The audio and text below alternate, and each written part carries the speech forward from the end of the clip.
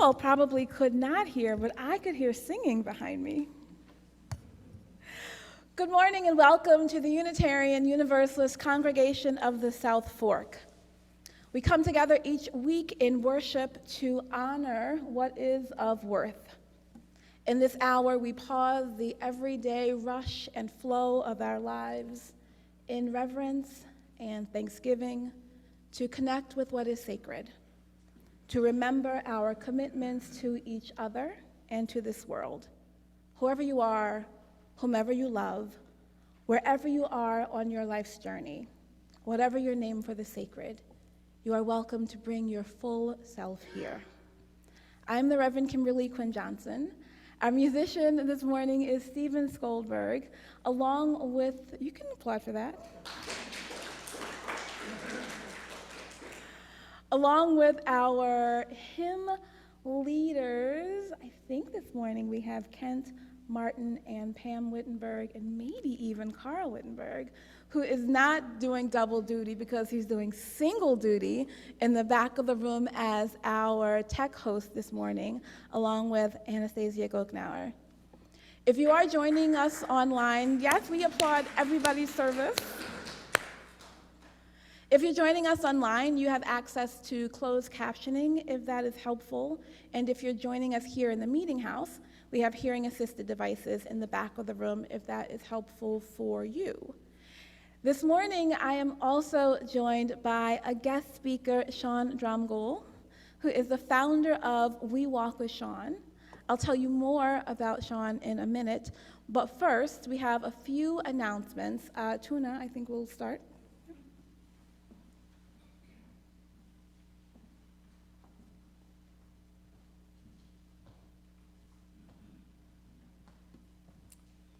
Hi, I'm Tuna.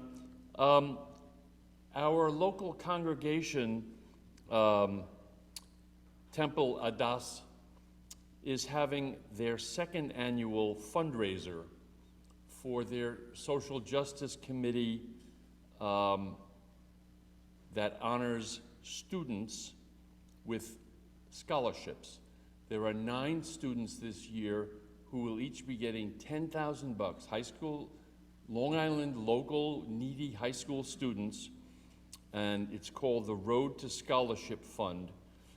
Their special event for fundraiser is this Saturday. If you'd like further info, it's local at the Bridgehampton Meeting House, or they'll be happy to take any donations. But it's the same kind of cause that we promote. So I thought it was worthy of announcement. Thank you. And as is customary, the first Sunday of the month, we have a board announcement from Martha Potter, who is the president of our congregational board.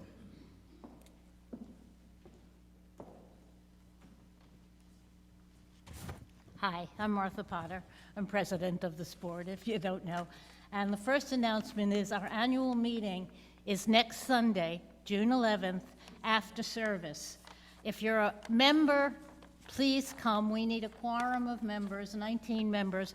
If you see somebody who's know somebody who's a member and who's not here, call them up and say, hey, do you remember the annual meeting is next week? Well, we have a lot of things. We have nominations, but we have also some discussion items, and they're important to not only members, but anybody in our community should come, for the discussions.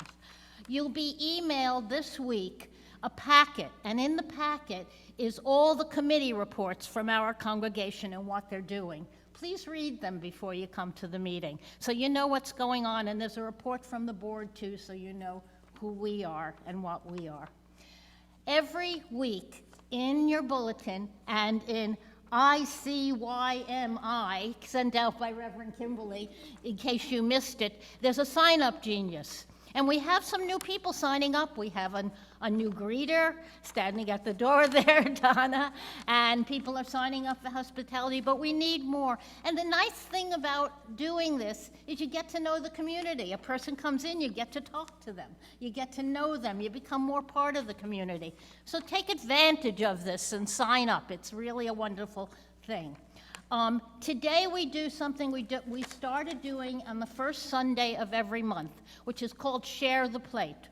And what Share the Plate is we share the plate with a national organization, either a UU or other organization that is doing good social justice work. And we also have our Helping Hand funds, which we share with local organizations.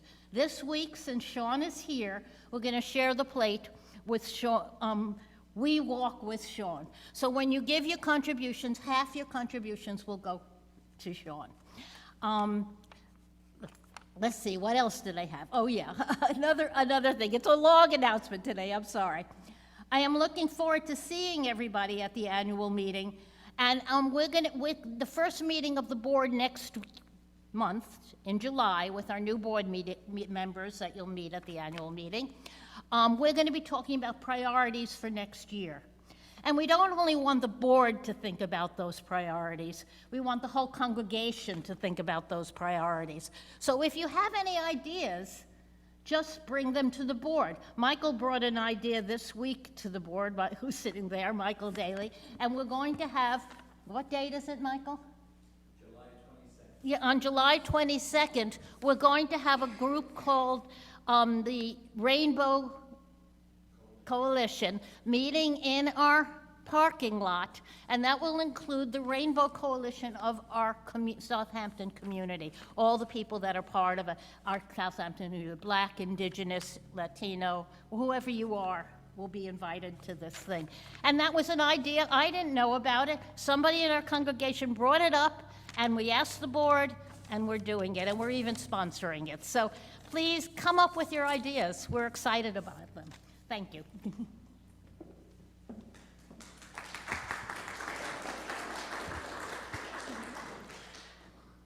And while we would love to have your energy here in the building for that annual meeting, if you can't make it here in person, you can definitely participate via Zoom. So hardly any excuses to not participate. You can find more information about events that we are doing here and how to connect to those events on our online calendar on our website and in the Thursday bulletin emailed. And if you have events that you'd like to share, please get them to the office no later than Tuesday of the week you want them announced. Do we have any visitors who would like to introduce yourselves this morning? If you are visiting here in person or online, we hope you'll sign our guest book. It's a way for us to learn more about you and how to be in touch with you, and then for us to be able to share with you more about us and what we are doing here in this congregation. We'll take a minute, not even a full minute, a few moments for you to turn and greet your neighbor and give a cheery good morning.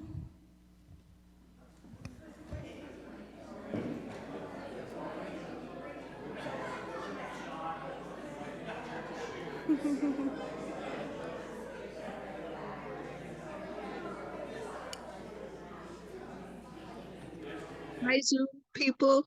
Hi, neighbors.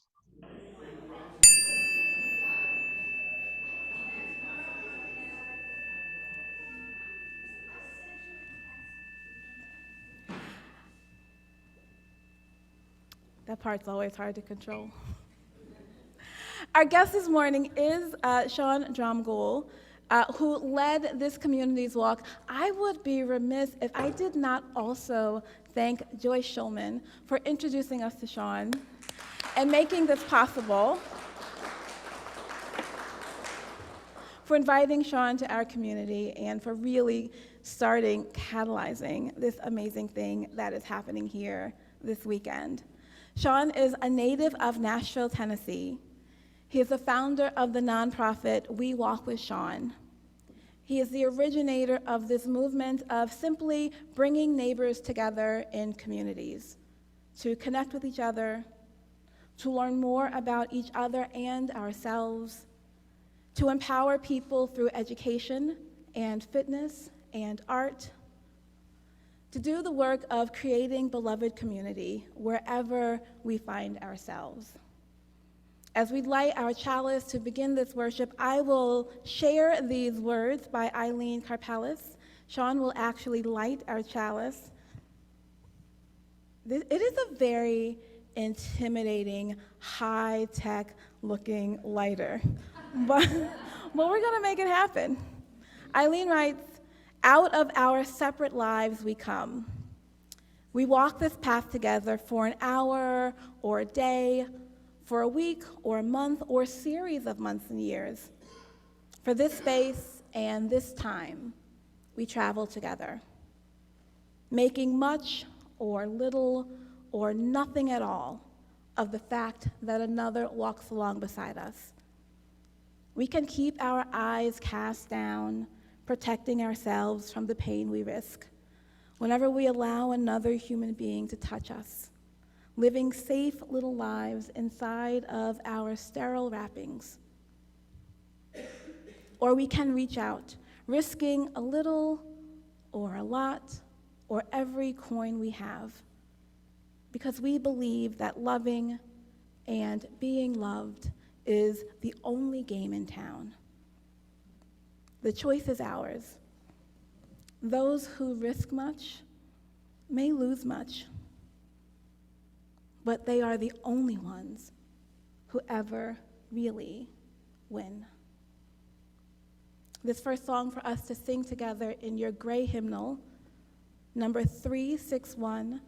Please rise as you feel willing and able.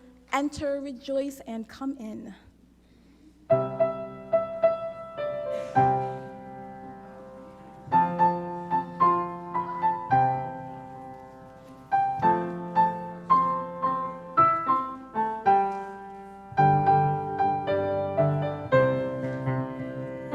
Enter, rejoice, and come in. Enter, rejoice, and come in.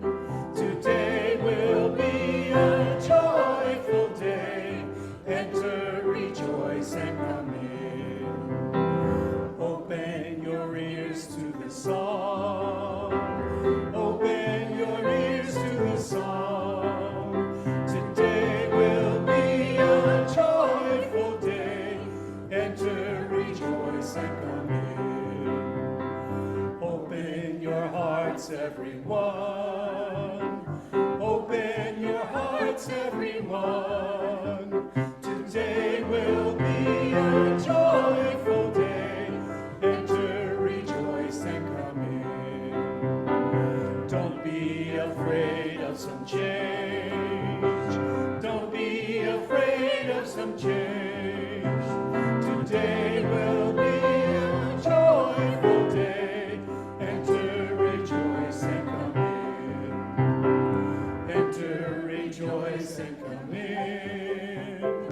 Enter, rejoice, and come in.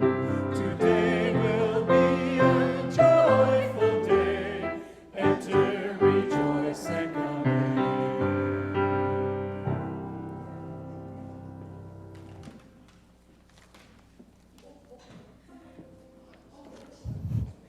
Ken Etlinger is that third hymn leader, which just goes to show our hymn leading is very informal. You just show up a little early, you do a run through of the songs.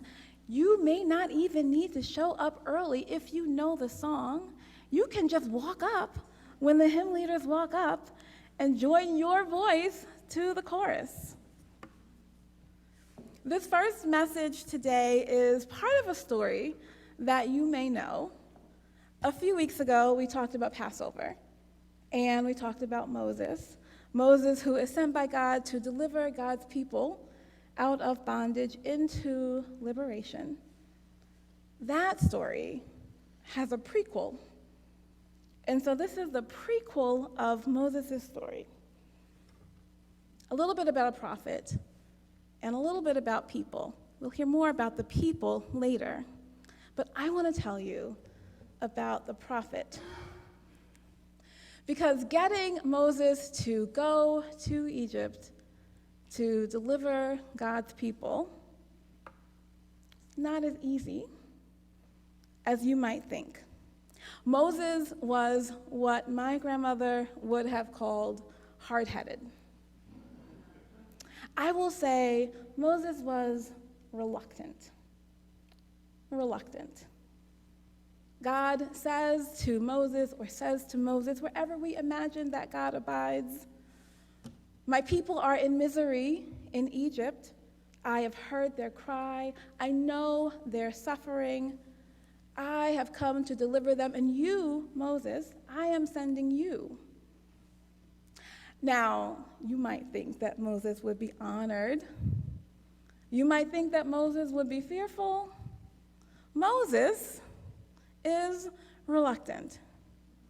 His first response is, who am I? Who am I to go to Egypt and deliver your people out of bondage?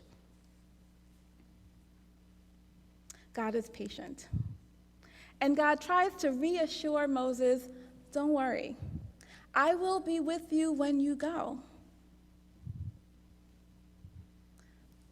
Again, Moses balks. Oh, but God, if I go, me, to the Israelites, or if I go to Egypt and I say, your God has sent me to deliver you, why would they listen to me? Who will I say has sent me? I have no authority there. I'm paraphrasing.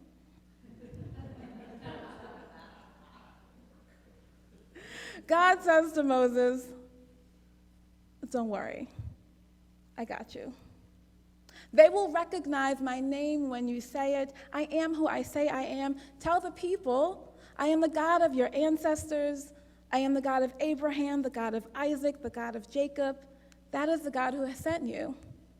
Moses, though still not reassured, third response says, oh, but look, they may still not believe me when I tell them that you have sent me. They won't listen to me. God says, I got this too. I will give you 3 signs. He tells Moses, throw down your staff. Moses throws down the staff. It turns into a snake. He is amazed. God tells him, now pick it up by the end. He picks it up. It turns back into a staff. God tells him, put your hand in your cloak, your hand in your pocket. Moses puts his hand in his pocket. He pulls it out. It is diseased. He puts it back in, takes it back out. It is restored. God says, I have miracles. I have signs. When you go, if they don't believe you, strike the ground bring water from the Nile, throw water from the Nile to the ground. It will turn into blood. I have signs. You are my representative. Go and deliver my people. Moses, still hard-headed and reluctant, says to God, oh, but my God, I am not eloquent. I have never been eloquent in the past. I am not eloquent now, even with you telling me what to say. I am not the one. So now by this time, I imagine God is impatient. But still with this guy, he says, no worries. I will be with you. I will be in your mouth. You are my representative. Even after all of this, even after the asking, the reassurance, the showing of signs, the reassurance again, Moses continues to say to God, oh, but I am not the one. Oh, but they won't believe me. Oh, you can't send me. Oh, I don't know what to say. Oh, God. 5th time. Oh, God. Can't you send someone else? I imagine this God has lost all patience. I can only imagine that I would have lost all patience. But still, this God of Abraham and Isaac and Jacob has one more trick, one more sign, one more miracle up his sleeve, up God's sleeve. Maybe God is his, maybe God is hers, maybe God is its. God says to Moses, I will send your brother Aaron. You don't need to be the most eloquent. You don't need to know all the words because I will give them to you. And you will give them to Aaron. And your brother will be our spokesperson. I like this story because I can imagine, I can remember times in my life, and I wonder if you can too, when you hear a call, a message, a thing that you think you must do and eventually know you must do, and still you think, not me. Who am I? I am not the one. You don't need to answer on the first try. You don't need to answer the second call. You don't even need to answer on the fourth call. But what I also love about this story is the thing that actually gets Moses on his feet and convinces him to get on with it is this reminder that he is not alone, that even in this, there is his brother Aaron who will walk with him, who will travel with him, who will share this message, who will remind him of his eloquence and his power and the possibility of answering our call.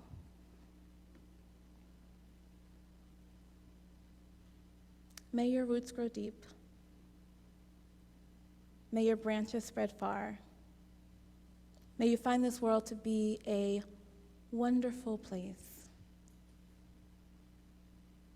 and leave it better for those who follow.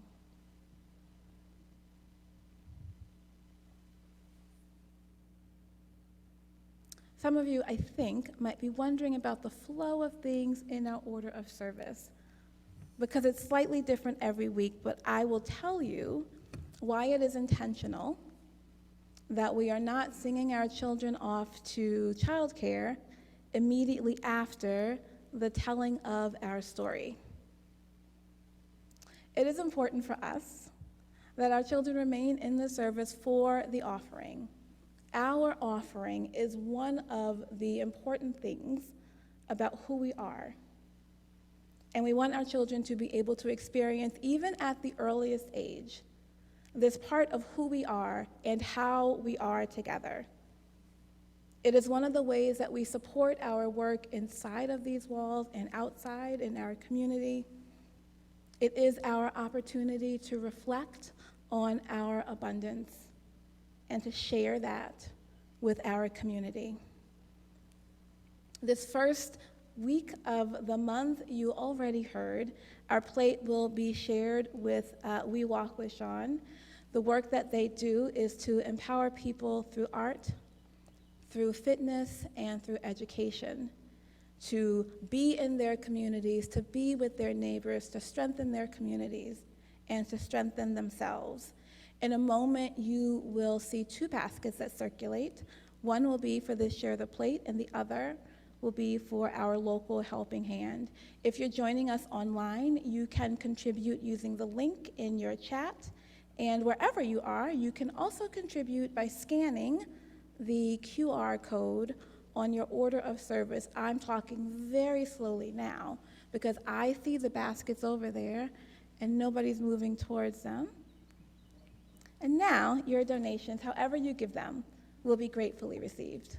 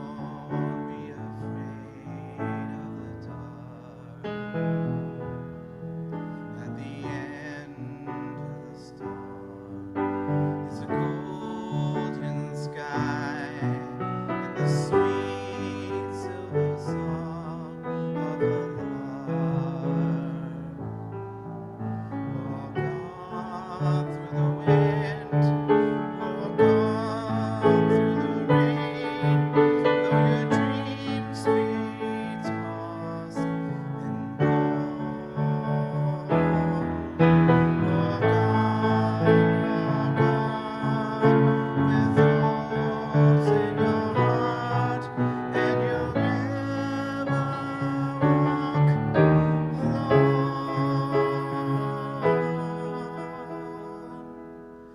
You'll never walk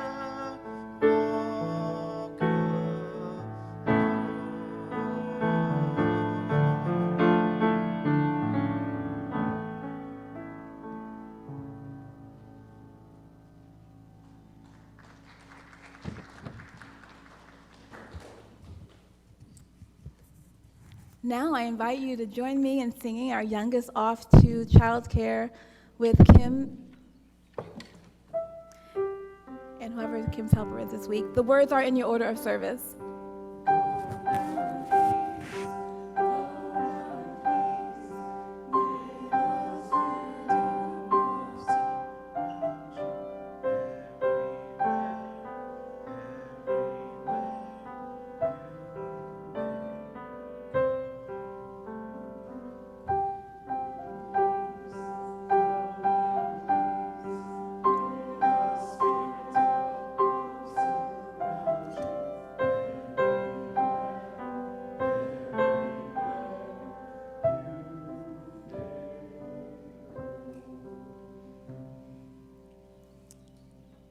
And sometimes everyone remains here, which is also lovely.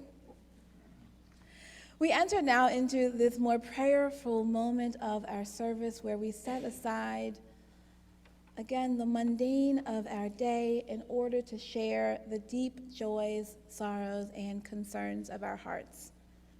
If to be known and to know others, to celebrate the joyful milestones in our lives, and even the everyday joy of children who eventually become adults and parents of their own.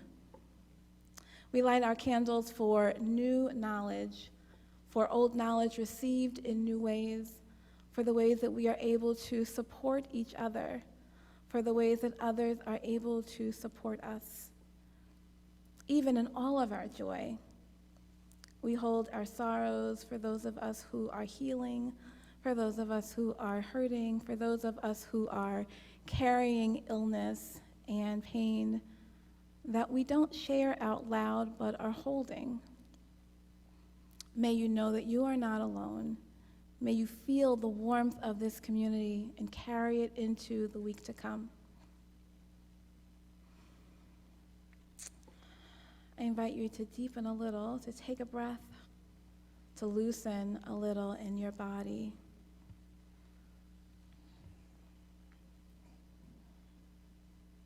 For this moment of prayer or meditation or reflection, I share these words from Nancy Schaefer as we are considering call and how we listen and how we answer.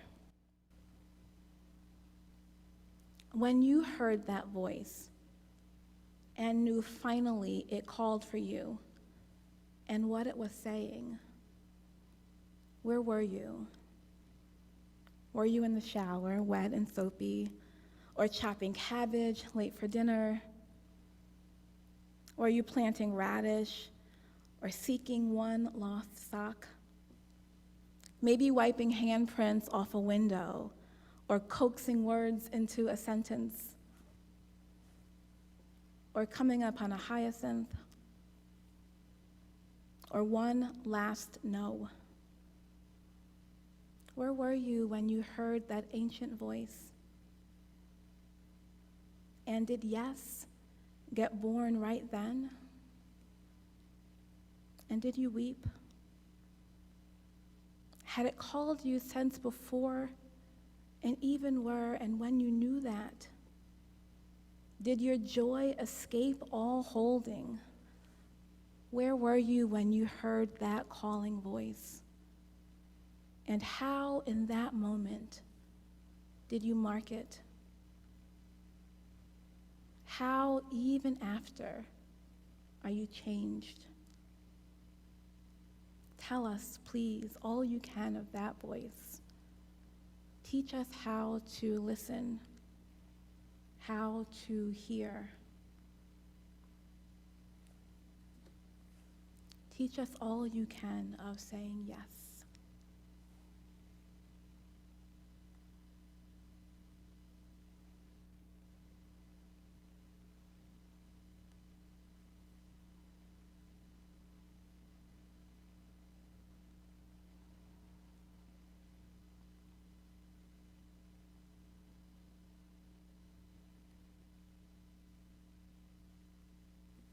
I want to invite you to rise and sing together once more in your gray hymnal, number 168, One More Step.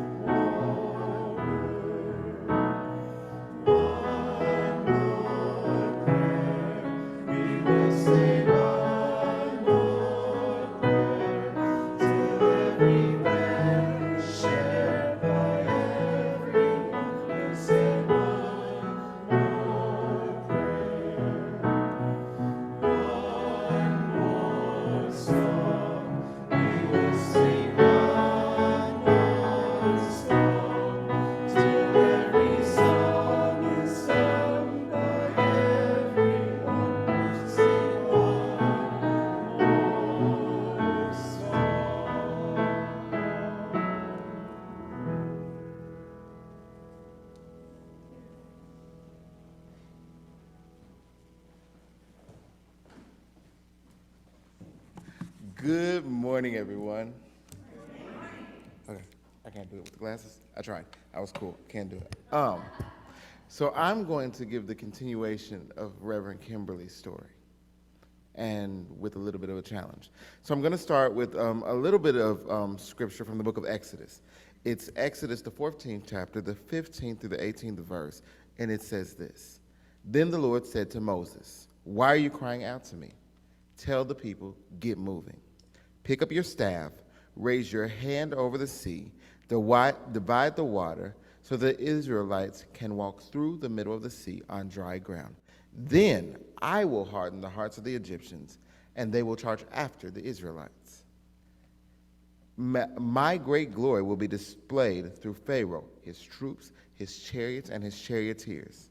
When my glory is displayed through them, all of Egypt will see my glory and know that I am Lord." Let's set the scene here. Moses is surrounded on all sides by difficult situations. On one side, there's a body of water that seems uncrossable. On another, the entire Egyptian army. And on the other side, his people, the people he was tasked to lead to freedom. They're mumbling and complaining and ask why they couldn't just stay in Egypt and die. I'm pretty sure that Moses was perplexed. I'm almost sure he was stressed out. Like most of us, Moses froze in the moment. He did what he had always done since the burning bush.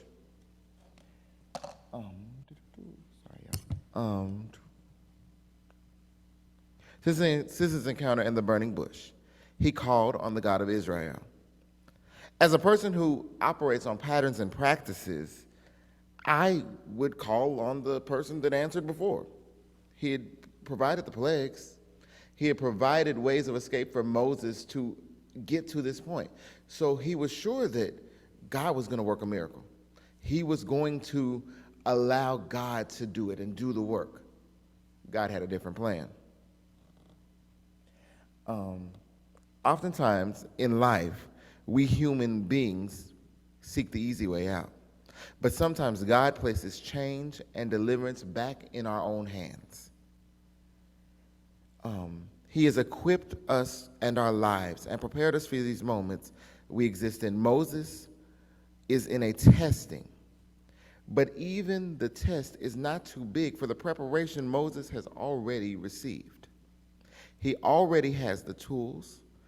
1 Corinthians, the 10th chapter, the 13th verse says, from the Passion Translation, we all experience testing, which is normal for every human being. But God will be faithful to you.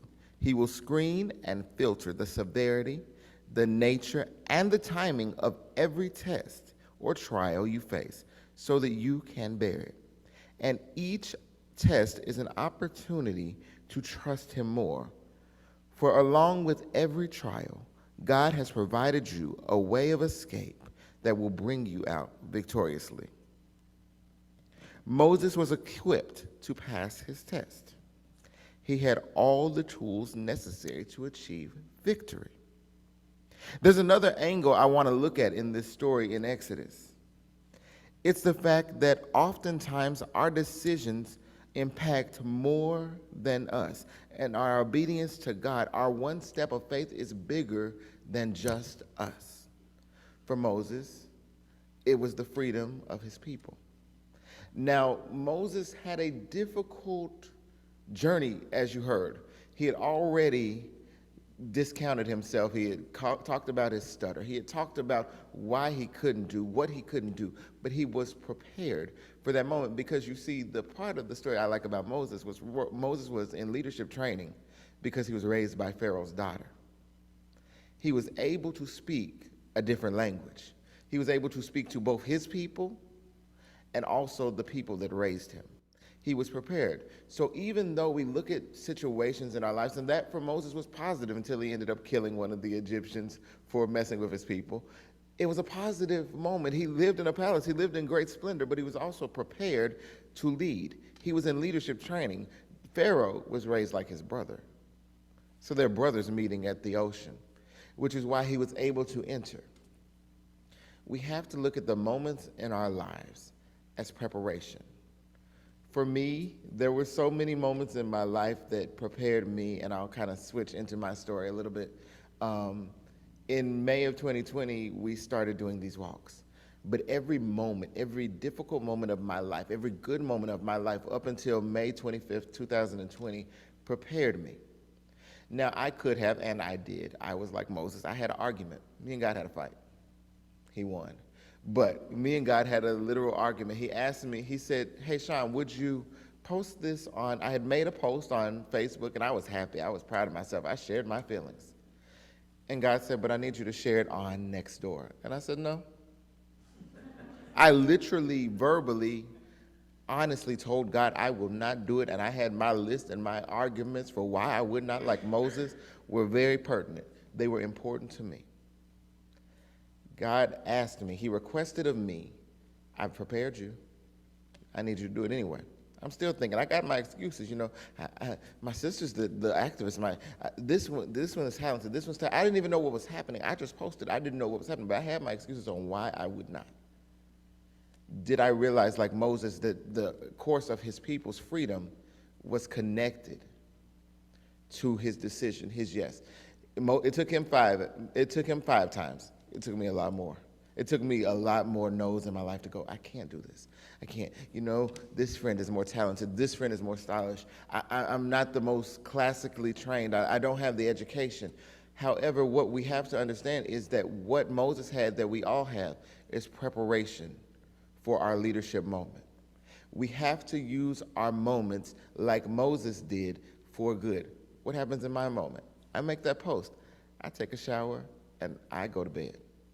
In the time between me making a post and taking a shower, something magical happened. I had told my neighbors I was afraid to walk in my community. And my neighbors, I would say, connecting with the voice of God that I had heard, responded. And in the midst of COVID said, I will walk with you.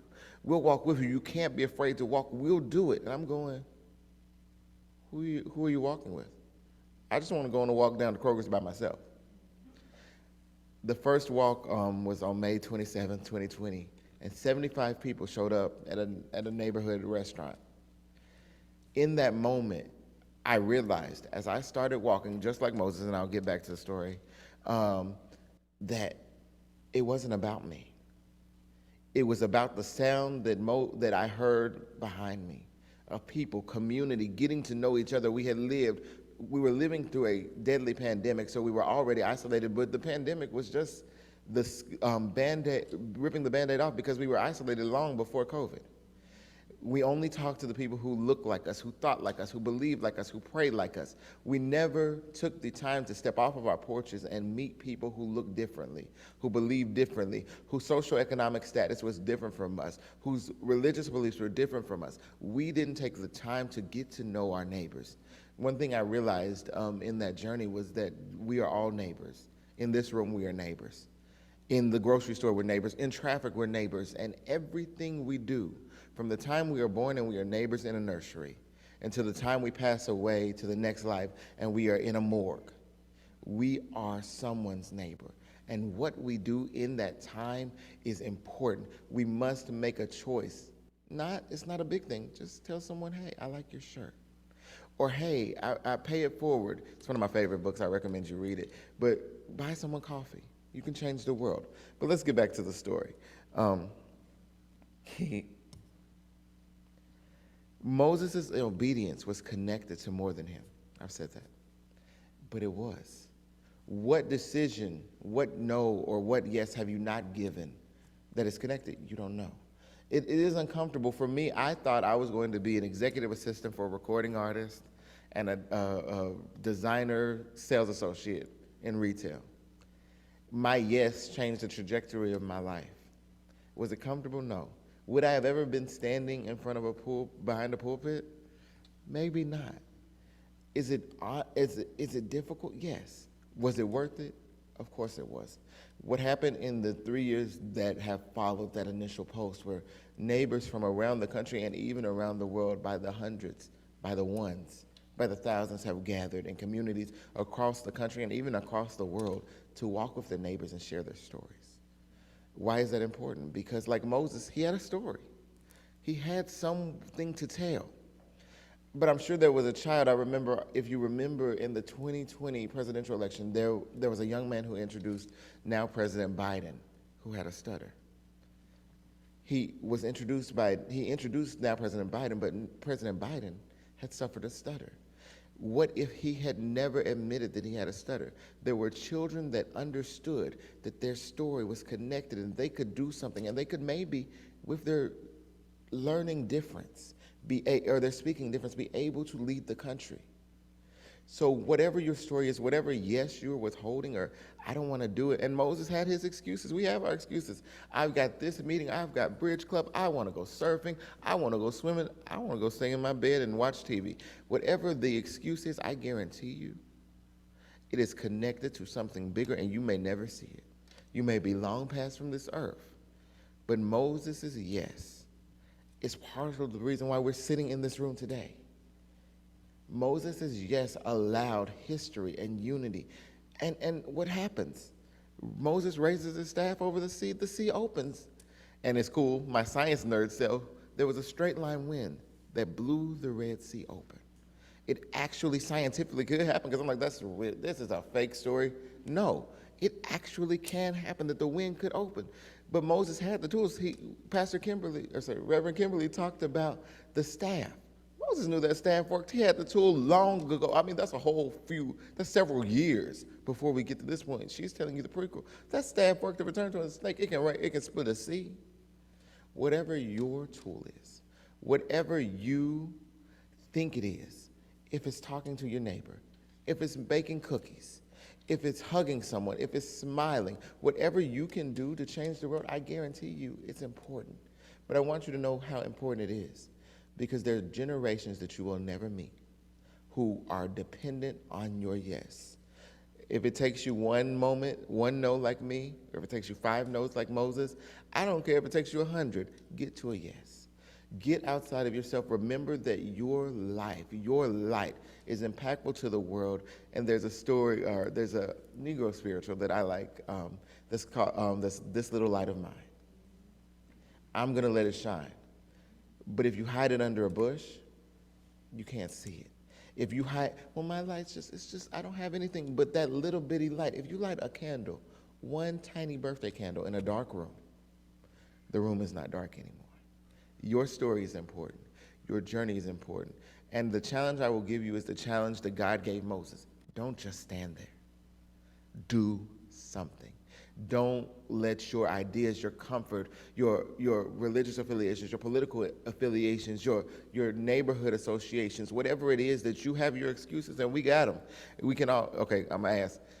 Everyone has an excuse. You can pull an excuse out of your pocket right now for why you can't do it, right? We can all do it? Throw it away.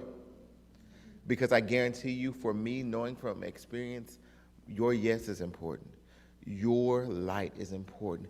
And we oftentimes go into this world, we sit in the world and we go, somebody's got to do something. Oh, it's so terrible. When? You do it. Like, you have to change the world. And I understand it's difficult. I really had my plan. I was ready to be in the background. I would not like the spotlight. My yes was important because there are some people that, and I'll tell you in the example that I can give you for today, that at 8 o'clock on a Sunday morning, a group of people gathered on a beach to walk with their neighbors. That yes 3 years ago that was very uncomfortable for me. It was difficult, it was hard. It has literally upended my entire existence, and I don't even look like the person I looked like 3 years ago. But that yes was important. And there are people walking with their communities.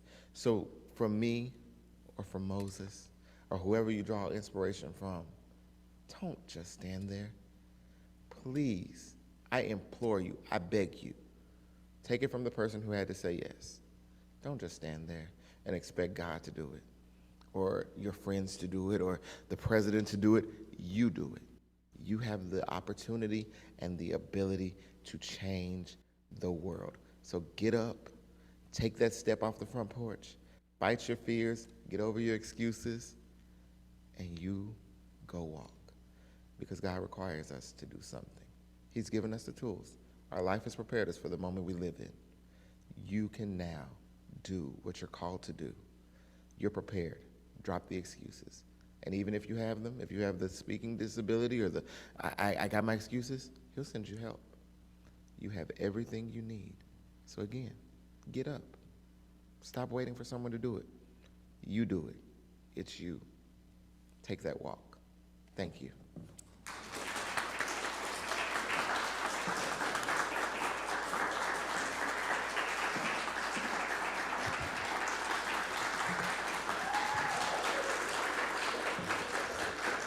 Oh, don't sit down now. I want to invite you to remain standing because we get to sing one more time together in your teal hymnal. I hope you are inspired to think about where we are going. Number 1018, Come and Go With Me.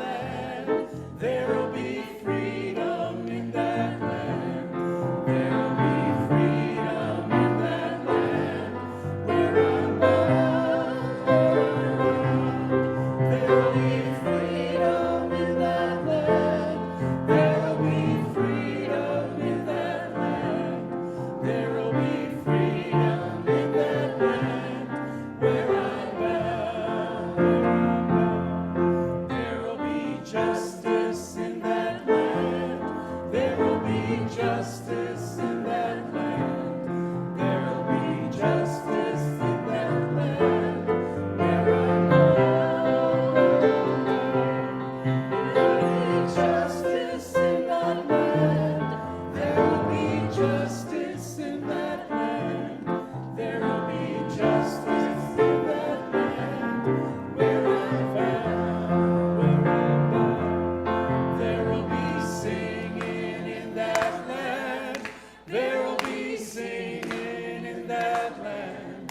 There will be singing in that land where I found. There will be singing in that land. There will be singing in that land. There will be singing in that land where I found.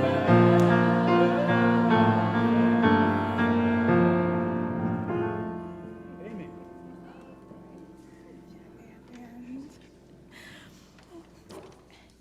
If you're visiting us or if you are a member, we invite you to stay for some refreshments after the service. And I want to just really share my gratitude for our Care and Connection team who on very short notice got here very early in order to prepare this welcome. We were hoping that people would join us from the march for some refreshments. That just means more for us now. We hope you'll join us next week for our flower communion, Bring a Flower. And if you are finding yourself in alignment with our values and our mission and the spirit of this place, we hope you will find a home here. These closing words are from Shawn Dromgoole. Go forth with simplicity. Find and walk the path that leads to compassion and wisdom, that leads to happiness, peace, and ease. Welcome the stranger and open your heart to a world in need of healing. Be courageous before the forces of hate. Hold and embody a vision of the common good that serves the needs of all people. We extinguish our chalice with the unison words in your order of service. We extinguish this flame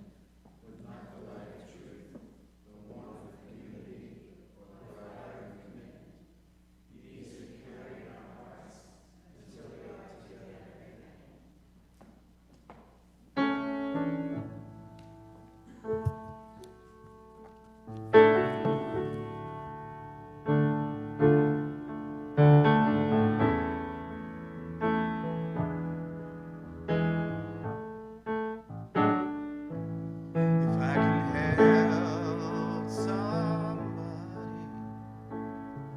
as I travel along, if I can help somebody with a word of song, if I can shelter somebody who's far from home, then my living not be vain. Then my living shall not be in vain. No, my living